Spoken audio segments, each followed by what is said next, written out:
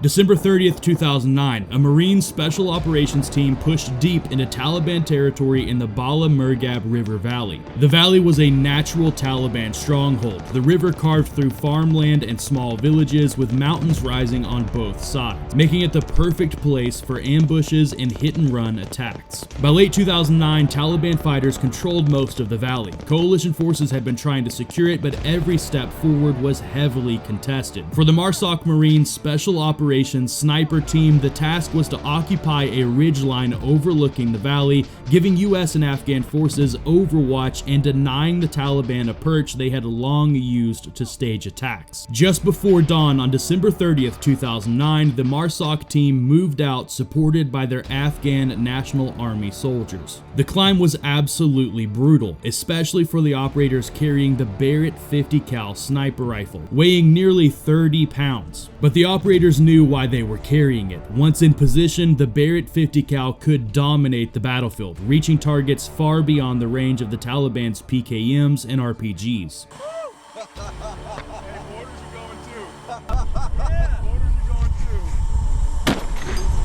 There they go. Nice shot, bro. Hey, that was a damn good shot, dude. Nice shot, brother. When they reached the top of the ridgeline, they quickly began setting up their fighting positions. Claymore mines were placed, radios were checked, and the Barrett 50 cal was set up in the ideal position overlooking the valley floor. But the stillness of dawn didn't last long. From their vantage point on the ridgeline, the MARSOC operators scanning the valley were quickly able to identify Taliban fighters moving below. The ranges of the targets were quickly calculated, and the sniper adjusted his scope, quickly adjusting his crosshairs onto his first target, an armed Taliban fighter. The call was quickly made for the sniper to go hot, and the Barrett 50 cal thundered across the valley.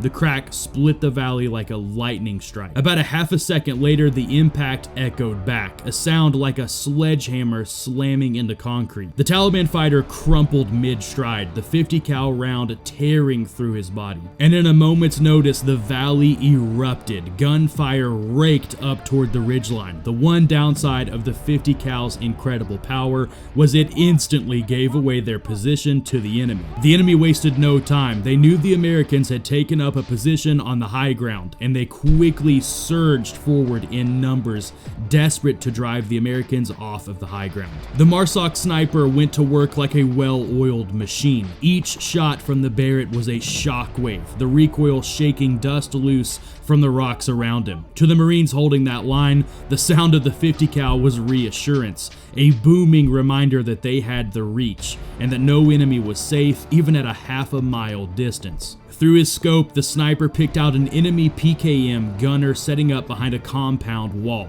A 7.62 machine gun could have pinned down the entire team if left unchecked. The Barrett fired once again. The heavy round punched straight through the mud brick, knocking the gunner backward in a cloud of dust and debris.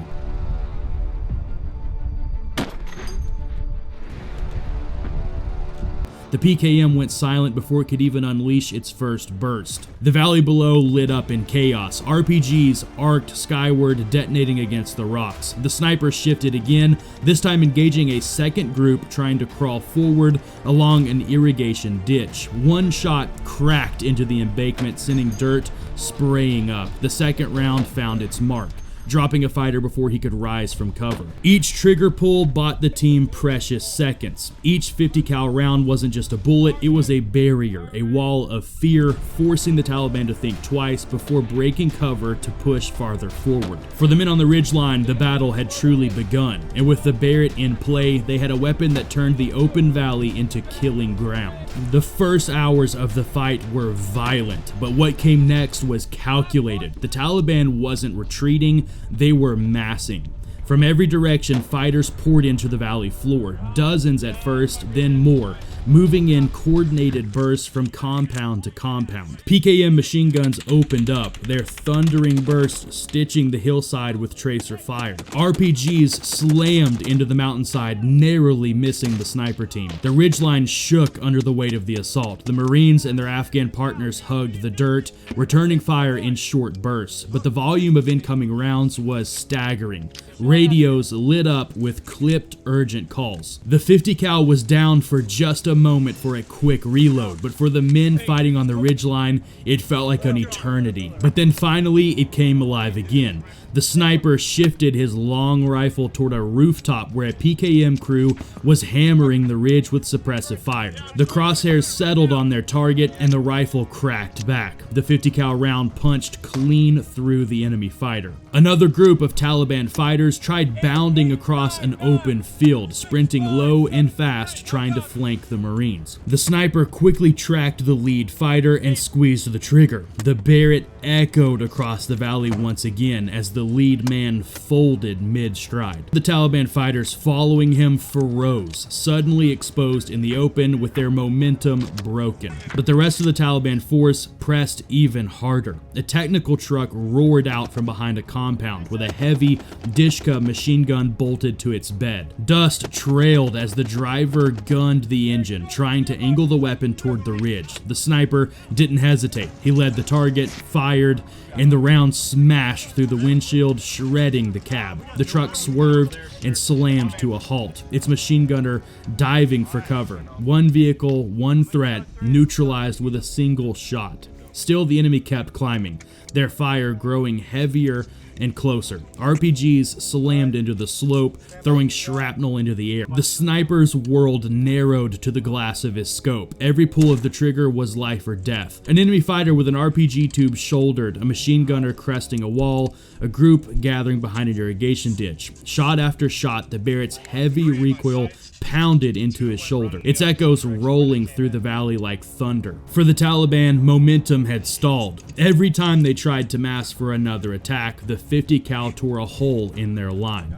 Every RPG gunner who stepped into the open was cut down before he could fire. Every machine gun that lit up the ridgeline was silenced within seconds. The Barrett didn't just kill, it broke their rhythm, shattering their confidence. As the fighting stretched on, smoke drifted across the valley. The Marines dug deeper into cover, holding their position, waiting for the growl of jets or the howl of helicopters. And all the while, the Barrett was there, steady and unrelenting.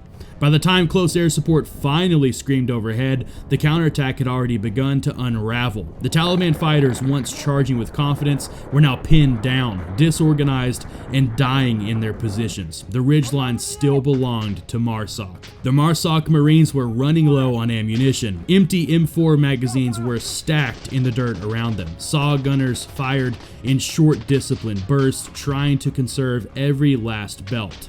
Even the Afghan soldiers, hardened fighters in their own right, were showing strain, their rifles cracking at the valley below. And still the Taliban pushed on, not in neat lines but in waves, squads trying to probe different angles, gunmen darting from ditch to ditch, some closing within just a few hundred meters. From his prone position, the sniper worked tirelessly, his cheek welded to the stock, eyes locked through the scope. Each round he fired wasn't just a kill shot, it was breathing room for the men around him, seconds bought for his brothers. A Taliban fighter scrambled up a small rise, RPG tube on his shoulder. Before he could lock onto the ridgeline, a 50 cal round smashed into it, the warhead tumbling harmlessly to the dirt along with his body. But even with the Barrett's power, the pressure was relentless. An enemy bullet clipped the rocks inches from a Marine's helmet, sending shards of stone across his face. Another Marine cried out for a medic, clutching his arm as blood seeped through his sleeve. The team's corpsman crawled forward under fire, dragging him back to cover, applying a tourniquet with calm hands as rounds continued to crack overhead. Time seemed to slow. The operators were locked into a rhythm. Shoot, reload, shift position, shoot again. The ridgeline was holding, but only just. On the radio, the JTAC's voice cut through. Close air support was inbound, ETA 2 minutes. The Taliban continued to push even harder, sensing the defenders were stretching thin. Dozens of rifles barked at once, their fire converging on the ridge. Another RPG screamed in, detonating dangerously close. A shower of rocks raining down on the Marine's position. The sniper blinked grit from his eyes and fired again. Then came the sound they were waiting for, the distant roar of engines growing louder. The Marines ducked low and began marking targets and calling out grids. Just seconds later, the valley floor lit up as a 500-pound bomb detonated right at the heart of the enemy's staging area. About 15 seconds to impact. Oh shit. The rounds are hitting right in front of us.